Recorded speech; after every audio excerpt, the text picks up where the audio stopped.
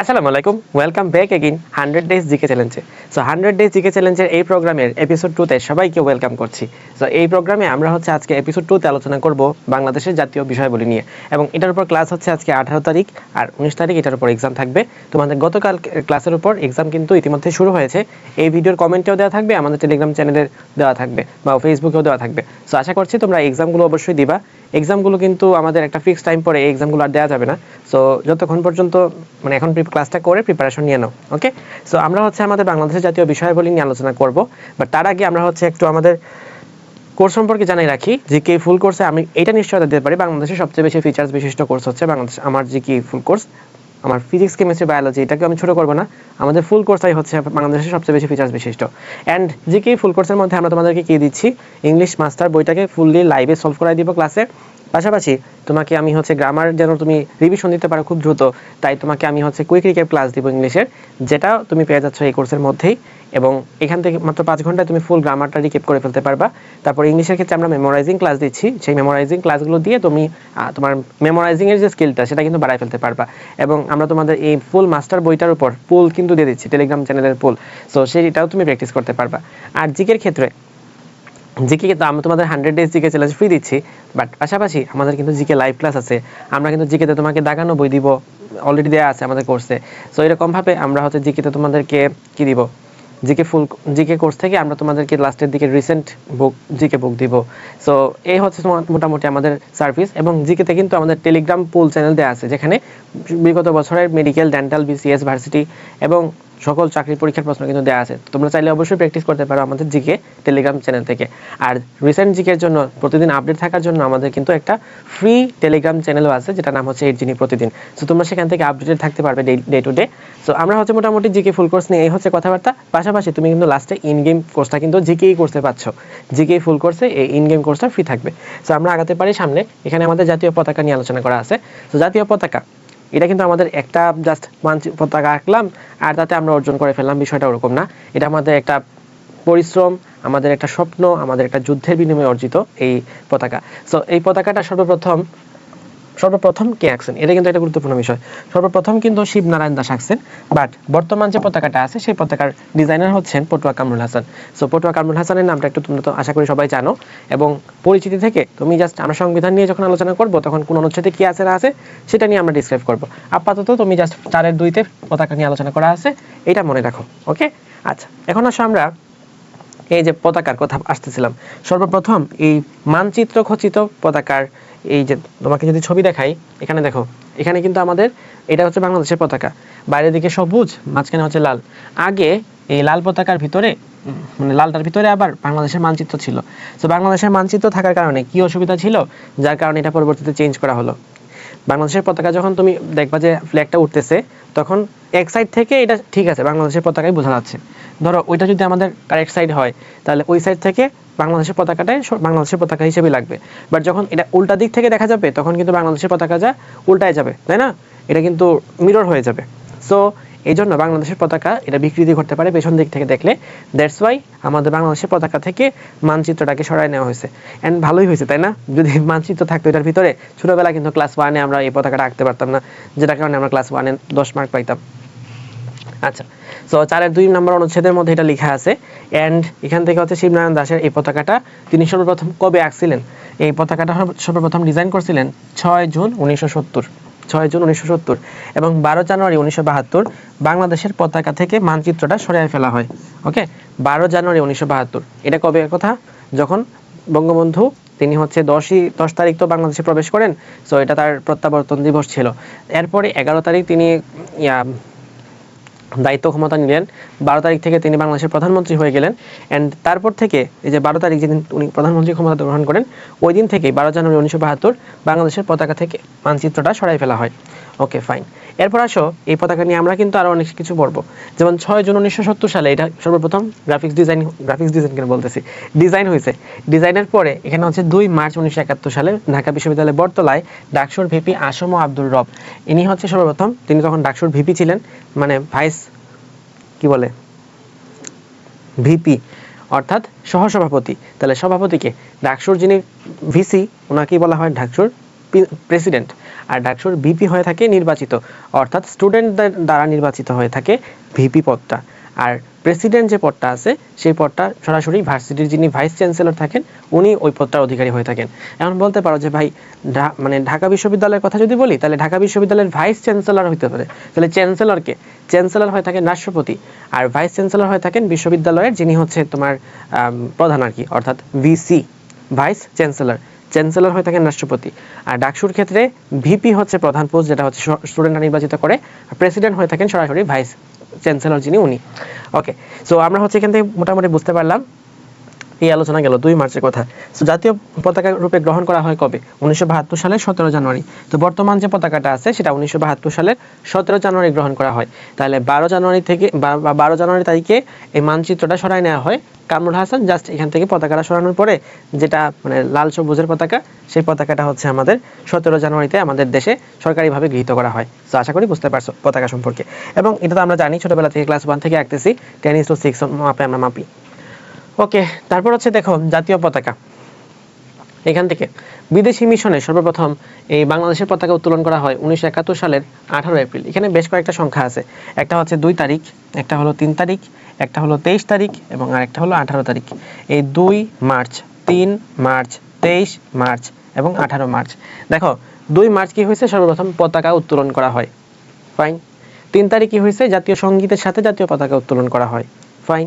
23 তারিখ কি হয়েছে, বঙ্গবন্ধুর বাসভবন সহ বাংলাদেশের সকল যত মানে এই পূর্ব বাংলার বা বাংলাদেশের বলতে পারো বাংলাদেশের সমস্ত অফিস আদালত এবং সরকারি ভবনগুলোতে এই পতাকাটা কিন্তু উত্তোলন করা হয় 23 তারিখে।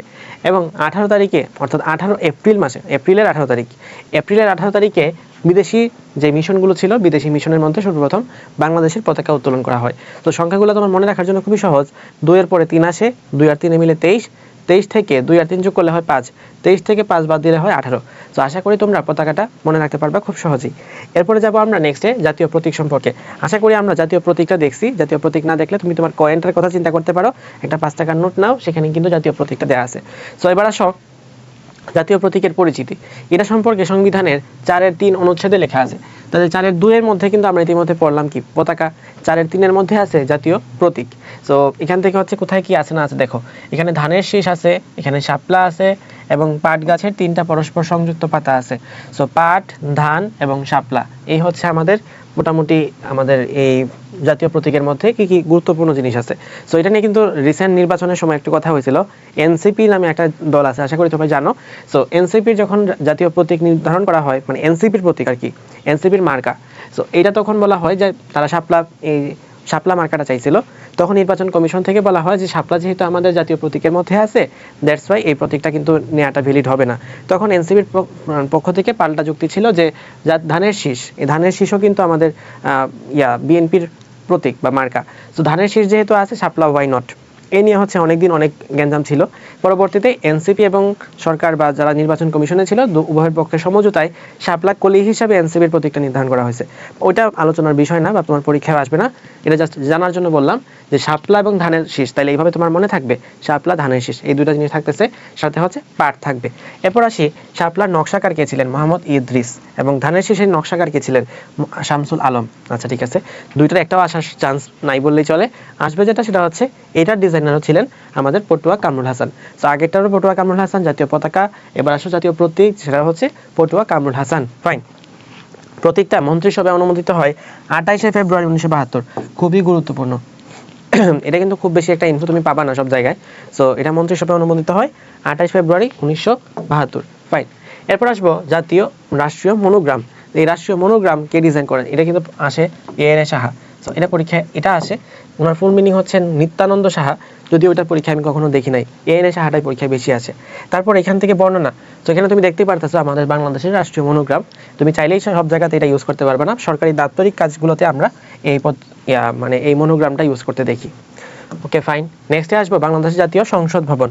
সো সংসদ রিলেটেড আরো অনেক প্রশ্ন আছে, সংসদ নিয়ে আমি হচ্ছে আলাদা করে একটা সিরিজই মানে একটা পর্বই রাখবো, সংসদ নিয়ে আমরা হচ্ছে আবার আলোচনা করব। বাট তার আগে মোটামুটি বাংলাদেশের জাতীয় বিষয় বলে যেহেতু পড়তেছি, সংসদ সম্পর্কে না পড়লে কেমনে হয়। তো আমাদের জাতীয় সংসদ ভবন কোথায় অবস্থিত, ঢাকার শেরেবাংলা নগরে, শেরেবাংলা নগর। ওকে, তো এটা আসলে কোথায় পড়ছে? ঢাকার বিজয় সরণি যে মেট্রো রেলটা আছে, বিজয় সরণি মেট্রো স্টেশন থেকে তুমি এখানে হেঁটে চলে যেতে পারবা। সো বিজয় সরণি মেট্রো স্টেশনের পাশে হচ্ছে ঢাকার এই জাতীয় সংসদ ভবনটা অবস্থিত। কেউ যদি ঢাকায় আসো তাহলে চিনতে পারবা, বলে দিলাম সেজন্য। এবার আসো স্থপতিকে। মার্কিন স্থপতির এটা ইম্পর্টেন্ট না, ইম্পর্টেন্ট হচ্ছে লুই আইকান। লুই আইকান কিন্তু ইম্পর্টেন্ট। নেক্সট আসো, নির্মাণ কাজ কবে শুরু করা হয়? 1961 সালে। কি একটা অবস্থা! বাংলাদেশের জাতীয় সংসদ ভবন পাকিস্তান আমলে নির্মাণ কাজ শুরু হয়ে গেছে এবং উদ্বোধন করা হয় 1982 সালে। তাহলে উদ্বোধন কে করছে? 1982 সালে তৎকালীন ক্ষমতায় কে ছিলেন? তৎকালীন ক্ষমতায় ছিলেন তৎকালীন যে রাষ্ট্রপতি আব্দুস সাত্তার। তো বাংলাদেশের জাতীয় সংসদ ভবনে উদ্বোধন করেন বিচারপতি আব্দুস সাত্তার, যদিও তিনি পরবর্তী রাষ্ট্রপতি হয়ে যান, মানে ওই সময় তিনি রাষ্ট্রপতি ছিলেন। তো রাষ্ট্রপতি আব্দুস সাত্তার। ফাইন। এরপরে সংসদ ভবন এলাকার আয়তন কত? পড়তে পারো 215 একর। সংসদ ভবন সংলগ্ন লেকটির নাম হচ্ছে ক্রিসেন্ট লেক। যে লেকটার কথা হয়তো তোমরা দেখবা তো অবশ্যই। আমাদের যখন 24 জুলাই আগস্টের আন্দোলনের পরে মানুষ যখন সংসদ ভবনে গেছিল, তখন কিন্তু অনেকেই হচ্ছে লেকের পানিতে গোসল করছে। তো ক্রিসেন্ট লেক, এটা হচ্ছে সংসদ ভবন সংলগ্ন লেকটির নাম। ফাইন। বর্তমান সংসদ ভবনের পূর্ব বাংলার আইনসভা হিসেবে ব্যবহৃত হতো ঢাকা বিশ্ববিদ্যালয়ের জগন্নাথ হল। সো ঢাকা বিশ্ববিদ্যালয়ের জগন্নাথ হল হচ্ছে পূর্ব বাংলার আইনসভা হিসেবে আগে ব্যবহৃত হতো। বর্তমানে ঢাকা বিশ্ববিদ্যালয়ের জগন্নাথ হলে শিক্ষার্থীরাই থাকে, কোনো মানে কিছু হয় না, আইনসভা বা কিছু হয় না। এবং এখানে হচ্ছে হিন্দু শিক্ষার্থীদের জন্য এই হলটা বরাদ্দ করা হয়েছে। এরপরে যাব, স্থাপত্য উৎকর্ষের জন্য আগা খান পুরস্কার লাভ করে 1989 সালে। আচ্ছা, এটা পড়তে পারো, কে পাইছে এটা? এটা হচ্ছে লুই আইকান পাইছে। নেক্সট, বাংলাদেশের জাতীয় সংসদ এক কক্ষ বিশিষ্ট। তুমি জানো এটা এক কক্ষ বিশিষ্ট হিসাবে এখনো আছে, ভবিষ্যতে সেটা 2 কক্ষ বিশিষ্ট হইতে পারে। এটা হচ্ছে আমাদের সংস্কার কমিশন কর্তৃক পাশকৃত একটা বিল, যেটা হচ্ছে এক কক্ষ থেকে সংসদকে 2 কক্ষ বিশিষ্ট সক্ষায়, মানে উচ্চ কক্ষটাও নিয়ে আসা হবে আর কি। তাহলে 2 কক্ষ বিশিষ্ট সংসদ ভবন হবে, বাট এখন কিন্তু এক কক্ষ বিশিষ্টই আছে এবং বিএনপি সরকার চায় এক কক্ষ বিশিষ্ট হিসেবে রাখতে। সো পরীক্ষায় এটা 2 কক্ষ বা এক কক্ষ হিসেবে আসার চান্স নাই বললেই চলে। এরপরে যাব, বাংলাদেশের জাতীয় সংসদের প্রতীক হচ্ছে শাপলা ফুল, তুমি দেখছোই। নেক্সট হচ্ছে, এ পর্যন্ত বিদেশি রাষ্ট্রপ্রধান হিসেবে জাতীয় সংসদে বক্তৃতা করেছেন 2 জন। আচ্ছা, তাহলে কে? একজন তো ভারতের অবশ্যই হবে, বুঝতে পারতেছো। তাহলে এটা হচ্ছে ভিভি গিরি। আর প্রথমজন হচ্ছে যুগোস্লাভিয়ার president Marshal Joseph Tito. So 2 জনের নামটাই তোমার একটু গুরুত্ব দিয়ে মনে রাখতে হবে। এখান থেকে 2টাই নাম মনে রাখবা। নেক্সট, সাল মনে না রাখলে অসুবিধা নাই। এবার যাব জাতীয় সঙ্গীতের মধ্যে। এটা হচ্ছে আমাদের সংবিধানের 4-এর 1-এর মধ্যে আছে। তাহলে 4-এর 1-এর মধ্যে আছে সঙ্গীত, 2-এর মধ্যে আছে পতাকা, আর 3-এর মধ্যে আছে প্রতীক। ফাইন। এরপরে এখান থেকে হচ্ছে আমাদের জাতীয় সঙ্গীত কোনটা? আমার সোনার বাংলা, আমি তোমায় ভালোবাসি। আমরা ছোটবেলাতে এরকমভাবে আমাদের প্রতিদিন দেখা যেত যে আমাদের পিটি হইতো, অ্যান্ড আমরা হচ্ছে লাইনে দাঁড়াইতাম, লাইনে দাঁড়ানোর পরে এই জাতীয় সঙ্গীত গাইতাম। সো 10 চরণ হচ্ছে এই বাংলাদেশের জাতীয় সঙ্গীত হিসাবে বিবেচিত হয়। বাট এই যে গানটা আছে, আমার সোনার বাংলা আমি তোমায় ভালোবাসি, এই গানটা টোটালি হচ্ছে 25 চরণ বিশিষ্ট। সো এখানে কিন্তু চরণ আছে কয়টা? 25টা। তো লিখে থাকার কথা। 25 চরণ বিশিষ্ট এই গানটার মধ্যে প্রথম 10 চরণকে বাংলাদেশের জাতীয় সঙ্গীত হিসেবে বিবেচনা করা হয়। ফাইন। গীতিকারকে সবাই জানে, রবীন্দ্রনাথ ঠাকুর। তবে খুবই গুরুত্বপূর্ণ হচ্ছে গানটার ইংরেজি অনুবাদকের নাম। পরীক্ষায় কিন্তু এটা প্রায়শই আসে, সৈয়দ আলী হাসান। এটা কিন্তু ভুলে গেলে চলবে না, এটা ইম্পর্টেন্স দিয়ে পড়বা। নেক্সটে যাব হচ্ছে আমরা সুরকারের মধ্যে। সো গগন হরকরকার নামটা পড়তে পারো। তিনি হচ্ছে 1989 সালে রচিত আমি কোথায় পাবো তারে গানের সুরের তালের এই অনুসারে সমর দাসের কর্তৃক সুরারিত হচ্ছে 1972। এটা হচ্ছে তুমি সুরকারের নামটা পড়বা, গগন হরকরা। ফাইন। জাতীয় সঙ্গীত রূপে গ্রহণ করা হয় কবে? দেখো, জাতীয় সঙ্গীত রূপে গ্রহণ করা হয় 3 মার্চ 1971। আমি তোমাকে একটু আগে পতাকার কথা বলছিলাম যে 2 তারিখ হচ্ছে পতাকাটা প্রথম উত্তোলন করা হয়, 3 তারিখ হচ্ছে জাতীয় সঙ্গীতের সাথে পতাকাটাকে উত্তোলন করা হয়। তাহলে পতাকাও যেহেতু জাতীয় পতাকা হয়ে গেছে, সঙ্গীতও তখন জাতীয় সঙ্গীত হয়ে গেছে। এবং 3 তারিখ, এটা প্রশ্নটা আগে আসতো, এখন আসবে না। জাতির জনককে এই ঘোষণাটাও দেওয়া হয়েছিল 3 তারিখ, 3 মার্চ। আচ্ছা, ঠিক আছে। এরপর আসি আমরা জাতীয় সঙ্গীতের মধ্যে ব্যবহার। তো এখান থেকে হচ্ছে প্রথম 10 চরণ ইউজ করা হয়, তবে রাষ্ট্রীয় অনুষ্ঠানগুলোতে প্রথম 4 চরণ ইউজ করা হয়। এটা কিন্তু গুরুত্বপূর্ণ জায়গা। তাহলে প্রথম 4 চরণকে ইউজ করা হয় রাষ্ট্রীয় অনুষ্ঠানগুলোতে। এবং গানটিতে প্রাধান্য পায় বাংলার প্রকৃতির কথা। এটা অলরেডি একবার বিসিএসে আসছে। ওকে, খুবই গুরুত্বপূর্ণ জিনিস। অপশনে কিন্তু তোমার কনফিউজ করতে পারে যে বাংলাদেশের ইতিহাস ঐতিহ্য। এই জাতীয় সঙ্গীতের মধ্যে কিন্তু ইতিহাস ঐতিহ্য বলতে কিছু নাই। এই গানটা রচনা করা হয়েছে 1905 সালে বঙ্গভঙ্গের সময়। সো এটা হচ্ছে আমাদের কোথায় লেখা? 1905 সালে বঙ্গভঙ্গের সময়, বঙ্গভঙ্গের প্রেক্ষিতে রচিত। 1905 সালে বাংলাদেশ, মানে ভারত এবং আমাদের এই ভারতীয় উপমহাদেশকে যখন যারা ব্রিটিশ শাসন করতে আসছিল, তারা ভাগ করে দিতে চাইছিল। এটা সম্পর্কে আমরা ইতিহাস ক্লাসে পড়বো। তবে 1905 সালে যখন ভাগ করে দিতে চাইছিল, তখন ভারতের যারা ছিল এবং হিন্দু সম্প্রদায় যারা ছিল, তারা এটার বিপক্ষে ছিল।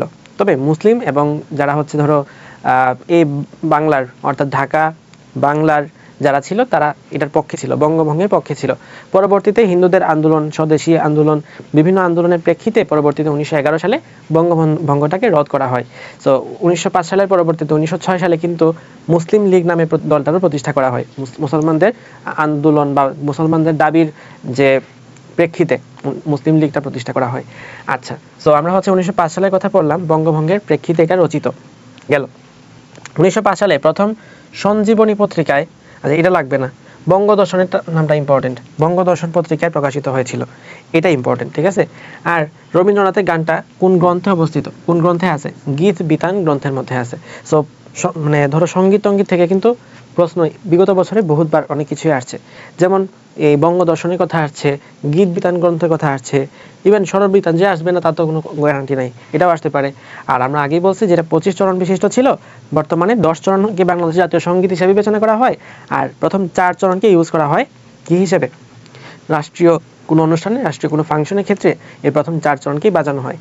আচ্ছা ঠিক আছে। এবং জহির রায়হানের জীবন থেকে নেওয়া 1970 চলচ্চিত্রে গানটা প্রথম ব্যবহার করা হয়। তাহলে সাল কিন্তু এখানে অনেকগুলাই। 1905 সালে সর্বপ্রথম গানটা লেখা হয়, তখন ছিল এটা 25 চরণের। এরপরে 1970 সালে জহির রায়হান সর্বপ্রথম এই গানটাকে ব্যবহার করে একটা গান, মানে ওনার যে লেখা ছিল জীবন থেকে নেওয়া, সেই লেখার মধ্যে তিনি সর্বপ্রথম 1970 সালে, এটা তো শর্ট ফিল্ম ছিল, মানে ফিল্ম ছিল, সো এই ফিল্মের মধ্যে সর্বপ্রথম এটাকে ইউজ করা হয়। দেন 1971 সালের 3রা মার্চ এটাকে বাংলাদেশের জাতীয় সঙ্গীত হিসাবে বিবেচনা করা হয়, মানে ঘোষণা করা হয় আর কি, ঘোষণা না, ধরো তখন থেকে এটা গাওয়া হয় শুরু করে। সো এই হচ্ছে আমাদের ওভারঅল কথাবার্তা। এবং 25 থেকে হচ্ছে মনে রাখবা, 25 থেকে হচ্ছে 10 আর 4, অর্থাৎ 10 লাইন হচ্ছে আমাদের সঙ্গীতের অংশ, আর প্রথম 4 লাইন হলো আমরা এটা রাষ্ট্রীয় ফাংশনগুলোতে বাজায় থাকি। ফাইন। এরপর আসবো আমরা জাতীয় স্মৃতিসৌধের মধ্যে। তো জাতীয় স্মৃতিসৌধ যেটা আছে সেটা নির্মাণ কাজ শুরু হয় 1978 সালে, তৎকালীন জিয়াউর রহমানের আমলে। নেক্সট, অপর নাম হচ্ছে সম্মিলিত প্রয়াস, অবস্থান হচ্ছে নবীনগর, সাভার, ঢাকা। সো সাভারে যারা আছো তারা হয়তো এটা জানো। আচ্ছা, নবীনগর, সাভার, ঢাকা। আমি যখন ছোটবেলা ছিলাম তখন ভাবতাম যে শাহবাগ আর সাভার মনে হয় একই জিনিস। সো আস্তে আস্তে বড় হয়েছে পরে জানছি যে সাভার আর শাহবাগ হচ্ছে দুই মাথায়। আচ্ছা, তারপরে হচ্ছে আমাদের কাছে স্থপতি সৈয়দ মাইনুল হোসেন, এটা মুখস্থ করতে হবে। তবে স্থপতি আসলে অনেক কিছু আছে আমাদের একটা লিস্টে, সেটা নিয়ে আমরা আলাদা ক্লাসে আলোচনা করব। বাট এই ক্লাসে আমরা স্মৃতিসৌধের এখানে জাস্ট একজন স্থপতির নাম আছে, এটা মনে রাখা আমাদের উচিত, মাইনুল হোসেন। নেক্সট হচ্ছে উচ্চতা 45.72 মিটার, এটাই পড়তে পারো। তবে 150 ফুট, এটাও তোমার ভুলে যাওয়া চলবে না। 45.72 এটা পড়তে পারো। টান। উদ্বোধক তখন ছিলেন এরশাদ, এটা পরীক্ষায় আসার সম্ভাবনা কম। এবং সবগুলা গুরুত্বপূর্ণ রাষ্ট্রীয় জিনিসগুলো কিন্তু আমরা 16 ডিসেম্বর উদ্বোধন করে থাকি। তো 16 ডিসেম্বর 1982 সালে তখনকার রাষ্ট্রপ্রধান বা রাষ্ট্রপতি হুসেইন মোহাম্মদ এরশাদ এটাকে উদ্বোধন করেছিলেন। এবার আসবো জাতীয় স্মৃতিসৌধ নিয়ে। স্মৃতিসৌধ তো আমরা জানি 7টা পিলার আছে, তাই না? 7টা আছে, 1 2 3 4 5 6 7, আল্লাহ কি দিলাম, সরি ছবিটা খুব একটা ভালো মতো বোঝা যায় না, কারণ তো পেছন দিকে ঘুরে আছে। 1 2 3 4 5 6 7। আচ্ছা, সো এই হচ্ছে আমাদের 7টা। এখান থেকে এখন 7টা ফলকের মধ্যে 7টা পর্যায়, কোনটা দিয়ে কি বোঝায়? 1952 সালের ভাষা আন্দোলন, তারপর যুক্ত ফ্রন্ট, তারপর হচ্ছে শাসনতন্ত্র আন্দোলন, 1962 সালের শিক্ষা আন্দোলন, 66 সালের 6 দফা, 69 সালে গণঅভ্যুত্থান এবং 71 সালের নির্বাচন, 71 সালের মুক্তিযুদ্ধ। সো এই যে আমাদের 7টা পয়েন্ট আছে, 7টা পয়েন্ট কিন্তু ভুলে যাওয়া চলবে না। অ্যান্ড দেখো, আমি কথা বলার মধ্যে ইন্টেনশনালি না, আনইন্টেনশনালি ভুল করে ফেলছি। 1971 সালে বলতে গিয়ে নির্বাচন বলে ফেলছি। সো 1970 সালে নির্বাচন কিন্তু আমাদের দেশের একটা বিরাট ইম্পর্টেন্ট ফ্যাক্টর, বাট এটা কিন্তু এই যে আমাদের জাতীয় স্মৃতিসৌধের 7টা পয়েন্ট, এটার মধ্যে নাই, নির্বাচনটা নাই। ওকে, ডান। নেক্সটে যাব আমরা। জাতীয় সঙ্গীত। জাতীয় সঙ্গীত আমরা বলছিলাম অলরেডি, তবে জাতীয় সঙ্গীতের ওটা তো আমাদের মেইন বাংলাদেশের জাতীয় সঙ্গীত। এর পাশাপাশি রণসঙ্গীত এবং ক্রীড়া সঙ্গীত নামে 2টা সঙ্গীত আছে। আমরা জানি আমাদের রণসঙ্গীত হচ্ছে চল চল চল, ঊর্ধ্ব গগনে বাজে মাদল, নিম্নে উতলা আচরণী দল। সো এরকম আমাদের যে গানটা ছিল, সেই গানটা হচ্ছে বিদ্রোহী কবি কাজী নজরুল ইসলামের গাওয়া। এবং সন্ধ্যা যে কাব্যগ্রন্থ আছে, সেই সন্ধ্যা কাব্যগ্রন্থের অন্তর্গত। এটা কিন্তু তুমি বাংলা বইতেও পড়ছো, তাই না? বাংলা বইতেও এটা খুব ভালো মতোই ছিল। এবং প্রথমে এটা প্রকাশিত হয় শিক্ষা পত্রিকায়, তারপরে প্রথম প্রকাশিত হয় বাংলা 1300, ইংলিশটা আসে না তেমন একটা, আসলে বাংলায় আসবে, নয়তো কোনোটাই আসবে না। আচ্ছা, তারপরে চল চল, ঊর্ধ্ব গগনে বাজে মাদল বাংলাদেশের রণসঙ্গীত হিসেবে গৃহীত হয় 13 জানুয়ারি 1972। তাহলে দেখো, 12 জানুয়ারি তারিখে কি হয়েছিল? বাংলাদেশের জাতীয় পতাকা থেকে মানচিত্রকে রিমুভ করা হয়েছে। 13 তারিখ রণসঙ্গীতকে গৃহীত করা হয়েছে। খুবই ভালো কথা। এবং রণসঙ্গীতটা কতটুকু বাজানো হয়? 21 লাইন বাজানো হয়। এবং এইটা প্রথম প্রকাশের সময় বাংলাদেশের আগে কোনটা ছিল? এই চল চল চল, এটা হওয়ার আগে বাংলাদেশের রণসঙ্গীত হিসেবে ছিল নতুনের গান। আচ্ছা, ক্রীড়া সঙ্গীত এটাকার সেলিনা রহমান, খুবই আনইম্পর্টেন্ট এই মুহূর্তে। অ্যান্ড এটা হচ্ছে 10 চরণ বাজানো হয়। ফাইন। নেক্সট, জাতীয় পুরস্কার। জাতীয় পুরস্কার নিয়ে আমাদের আলাদা ক্লাস থাকবে, সো সেখানে আমরা এটা সম্পর্কে আরও বিস্তারিত আলোচনা করব। আপাতত তুমি এটা জেনে রাখো, বাংলাদেশের সর্বোচ্চ পুরস্কার হচ্ছে বীরশ্রেষ্ঠ, এবং সেটা শুধুমাত্র যারা সামরিক বাহিনীতে আছে তাদের পক্ষেই পাওয়া পসিবল, বা অলরেডি তারা পেয়ে গেছেন। 7 জন বীরশ্রেষ্ঠ আছে আমাদের। আর যারা সামরিক বাহিনীতে নাই তাদের মধ্যে, অর্থাৎ বেসামরিক, বাংলাদেশের সর্বোচ্চ পুরস্কার হচ্ছে স্বাধীনতা পুরস্কার। তাহলে বাংলাদেশের সর্বোচ্চ বেসামরিক রাষ্ট্রীয় পুরস্কার হচ্ছে স্বাধীনতা পুরস্কার। খুবই ভালো কথা। এবং এর বাইরে দেখো এখানে আরও পদক টদক আছে, বিভিন্ন পদক। সেসব পদক নিয়ে আমরা আলোচনা করব আমাদের পরবর্তীতে জাতীয় পুরস্কারের ক্লাসে। এরপরে যাবো আমরা হচ্ছে আমাদের বিভিন্ন জাতীয় তথ্য এবং জাতীয় বিষয়গুলো নিয়ে। লাইক বাংলাদেশের জাতীয় দিবস হচ্ছে 26শে মার্চ।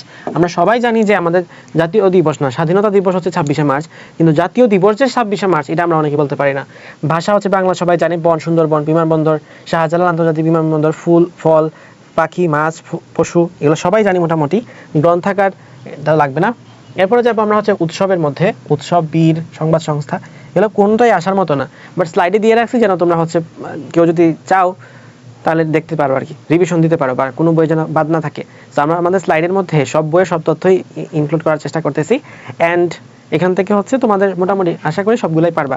তো এটা হচ্ছে একটু দেখবা, বাংলাদেশের জাতীয় উদ্যান, এটা হচ্ছে ভাওয়াল জাতীয় উদ্যান। ঠিক আছে, ভাওয়াল জাতীয় উদ্যান। এটা কিন্তু কোনো কোনো বইয়ে সোহরাওয়ার্দী উদ্যান লেখা আছে, সো এটা হবে না। এবং শিবনারায়ণ দাস নিয়ে আরেকটা কথা ছিল কোনো একটা বইতে, যে 1971 সালের 6 জুন এটাকে ডিজাইন করা হয়েছিল, বাট ওইটা কিন্তু ভুল। অ্যান্ড এটাও কি হবে, 6 জুন 1970 হবে। ওই ভালো কথা। মসজিদ, মন্দির, ওয়েব পোর্টাল, বৃক্ষ, এগুলো আসবে না। নেক্সট, তারিখ। তারিখটা কিন্তু খুবই গুরুত্বপূর্ণ। ঠিক আছে, তারিখ থেকে মাঝে মধ্যে প্রশ্ন চলে আসে, এবং তোমার কোচিংয়ের পরীক্ষায় কিন্তু এটা প্রায়ই আসবে। এখন দেখি আমরা 1 জানুয়ারি এবং 19 জানুয়ারি। আমরা জানতাম যে আমাদের, এখন তো তোমরা আসলে কলেজ লাইফে আসো, যখন স্কুল লাইফে ছিলা 6, 7, 8, 9, 10, তখন কিন্তু সরকার থেকে বই দেওয়া হতো, তাই না? 6, 7, 8, 9। সো প্রতি বছরে 1 তারিখে 1 জানুয়ারিতে বই প্রকাশ করা হতো, এবং সেটা ছিল আমাদের জাতীয় গ্রন্থ দিবস। সো জাতীয় গ্রন্থ দিবসে আমরা কিন্তু সরকার থেকে নতুন বই পাইতাম, সরকারি বই পাইতাম। নেক্সটে হচ্ছে আমরা 19 জানুয়ারি সম্পর্কে পড়বো, সেটা হচ্ছে জাতীয় শিক্ষক দিবস। ওকে, এটার হিস্টোরিটা কি আমি জানি না এক্স্যাক্টলি, বাট আমার কাছে মনে হয় যে আসলে জানুয়ারি মাসের প্রথম দিকে ক্লাস হয় না, মোটামুটি প্রথম 15 দিন টিচাররা ভর্তি নেওয়ার পিছনে ব্যস্ত থাকেন। সো 19 তারিখ থেকে ক্লাস শুরু হইতো, তাই হচ্ছে 19 তারিখ সম্ভবত। বাট এটা হয়তো রিজন না, কোনো একটা রিজন থাকতে পারে যেটা আমাদের জানার প্রয়োজন নাই। নেক্সটে 20 জানুয়ারি এবং 24 জানুয়ারি, এই দুইটা জিনিস একটার সাথে একটা রিলেটেড। শহীদ আসাদ, উনি হচ্ছে শহীদ হন 20 তারিখে, এবং তার নাম অনুসারে এখানে কিন্তু ঢাকাতে আসাদ গেট আছে, যেটা আগে আইয়ুব গেট ছিল। সো এটা হচ্ছে মোহাম্মদপুর যাওয়ার আগে এই আসাদ গেটটা থাকে, শহীদ আসাদ গেট। এদিকে হলো গণ অভ্যুত্থান দিবস বলা হয় 24শে জানুয়ারিকে। সো 20 জানুয়ারি এবং 24শে জানুয়ারি কনফিউজ হওয়া যাবে না, দুইটার কিন্তু প্রসঙ্গ একই। এই গণ অভ্যুত্থানে আন্দোলন করতে যে শহীদ আসাদ মারা গেছিলেন, কিন্তু শহীদ আসাদ দিবস হচ্ছে 20 তারিখ, আর গণ অভ্যুত্থান দিবস হচ্ছে 24শে জানুয়ারি। নেক্সট, 1 ফেব্রুয়ারি হলো জাতীয় কবিতা দিবস, ইম্পর্টেন্ট না। 2 ফেব্রুয়ারি হচ্ছে জাতীয় জনসংখ্যা দিবস। আমি এই ফেব্রুয়ারি মাসে হয়েছিলাম, তো এই জন্য হচ্ছে জাতীয় জনসংখ্যা দিবস হচ্ছে এটা। আমার বার্থডে হচ্ছে 8 ফেব্রুয়ারি। নেক্সট, 14 ফেব্রুয়ারি তো তুমি সবাই জানো, সুন্দরবন দিবস। আর কোনো দিবস থাকলে তুমি সেটা জানতে পারো। 21শে ফেব্রুয়ারি হলো শহীদ দিবস এবং আন্তর্জাতিক মাতৃভাষা দিবস। সবাই জানে, যেটা জানে না সেটা হচ্ছে রাষ্ট্রভাষা দিবস ছিল কোনটা, 11 মার্চ। তবে এটা কিন্তু বর্তমানে নাই, এটা হলো আমাদের প্রথম রাষ্ট্রভাষা দিবস। ঠিক আছে, প্রথম রাষ্ট্রভাষা দিবস 11 মার্চ। ফাইন। এরপরে যাবো আমরা এই 25শে ফেব্রুয়ারির মধ্যে পিলখানা হত্যা দিবস, এটা ইম্পর্টেন্ট। 28 ফেব্রুয়ারি হচ্ছে ডায়াবেটিস, অথবা ইম্পর্টেন্ট না। তারপরে 2 মার্চ জাতীয় পতাকা দিবস, এটা তুমি যা দেখছোই একটু আগে। নেক্সট হচ্ছে 19শে মার্চ জাতীয় স্বাধীনতা সশস্ত্র প্রতিরোধ দিবস। কোথায় হয়েছে এটা? গাজীপুরের জয়দেবপুরে। সো গাজীপুরের জয়দেবপুরে 19শে মার্চ প্রথম ইপিআর এর যারা ব্যাটালিয়ান ছিলেন তারা সর্বপ্রথম সশস্ত্র একটা প্রতিরোধ গড়ে তোলেন। সো ওখান থেকে বলতে পারো যে আমাদের মুক্তিযুদ্ধের শুরু। আচ্ছা, 26শে মার্চ হচ্ছে আমাদের স্বাধীনতা দিবস, সবাই জানে। যেটা জানে না সেটা হচ্ছে জাতীয় দিবস, এদিন হচ্ছে আমাদের জাতীয় দিবস। ফাইন। এরপরে যাব 16 মে ফারাক্কা লং মার্চ দিবস, ইম্পর্টেন্ট। নেক্সট নিরাপদ, এটা ইম্পর্টেন্ট না। পলাশী দিবস তো সবাই জানো, সিরাজউদ্দৌলা নাটক কেন পড়ছো? 23শে জুন জানোই তো। ঢাকা বিশ্ববিদ্যালয় দিবসটা ঢাকা বিশ্ববিদ্যালয়ের জন্য ইম্পর্টেন্ট, সেটা হচ্ছে 1 জুলাই। আর ডিএমসি দিবস কবে? 10 জুলাই। নেক্সট 3 জুলাই হচ্ছে, এটা লাগবে না। 16 জুলাই শহীদ দিবস, এটা খুবই গুরুত্বপূর্ণ। নেক্সট 5 আগস্ট জুলাই গণঅভ্যুত্থান দিবস, এটাও ইম্পর্টেন্ট। 17 সেপ্টেম্বর জাতীয় শিক্ষা দিবস, এটা পাকিস্তান আমলের সাথে রিলেটেড। 1962 সালে শরীফ শিক্ষা কমিশনের বিরুদ্ধে যে আন্দোলন হয়েছিল সেটার উপর চিন্তা করেই বা সেটার সাথে রিলেটেড হচ্ছে এই জাতীয় শিক্ষা দিবস। ফাইন। আচ্ছা, এখান থেকে 7 জুনটা মিস পড়ছে, যেটা হয়তো তোমার পরীক্ষা এখন আসবে না।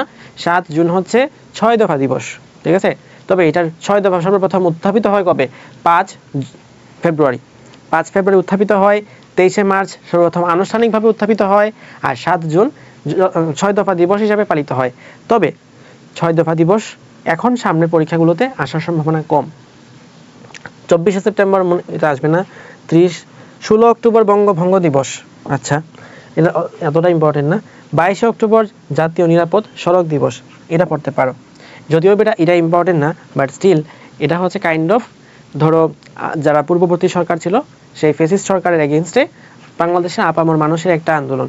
নিরাপদ সড়ক দিবস থেকে বাংলাদেশের মানুষ প্রথম বিশ্বাস করা শুরু করছে যে সরকারের বিরুদ্ধে আন্দোলন করা যায়। 4 জুন জাতীয় চা দিবস, এগুলো লাগবে না। 4 জুনটা হচ্ছে আগের সরকারের আমলে বেশি ইম্পর্টেন্ট ছিল। 31শে মেটাও তেমন একটা ইম্পর্টেন্ট না। নেক্সট 3 নভেম্বর জেল হত্যা দিবস, এটা এতটা এখন বর্তমান প্রেক্ষাপটে খুব একটা বেশি ইম্পর্টেন্ট না। 4 নভেম্বর সংবিধান দিবস। 7 নভেম্বরটা এখন এই মুহূর্তে বাংলাদেশের সবচেয়ে হাইলাইটেড ইনফো, যেটা তুমি এতদিন হয়তো পাত্তা দাও নাই। তো 7 নভেম্বরের সাথে কিন্তু মেজর জেনারেল জিয়াউর রহমানের একটা সম্পর্ক আছে। 6 ফেব্রুয়ারি হচ্ছে রিভোল্ট হয়েছিল, তারপরে 7 তারিখ পাল্টা রিভোল্ট হওয়ার মাধ্যমে জিয়াউর রহমান কিন্তু রাষ্ট্র ক্ষমতার কেন্দ্রবিন্দুতে চলে আসেন। তবে ওই দিন যদি জিয়াউর রহমান বাংলাদেশের ওই পাল্টা রিভোল্ট করতে না পারতেন বা রিভোল্টে হেরে যেতেন, তাহলে কিন্তু আমাদের দেশ ভারতের কুক্ষিগত হয়ে যেতে পারত। সো জাতীয় সংহতি ও বিপ্লব দিবস হচ্ছে 7 নভেম্বর।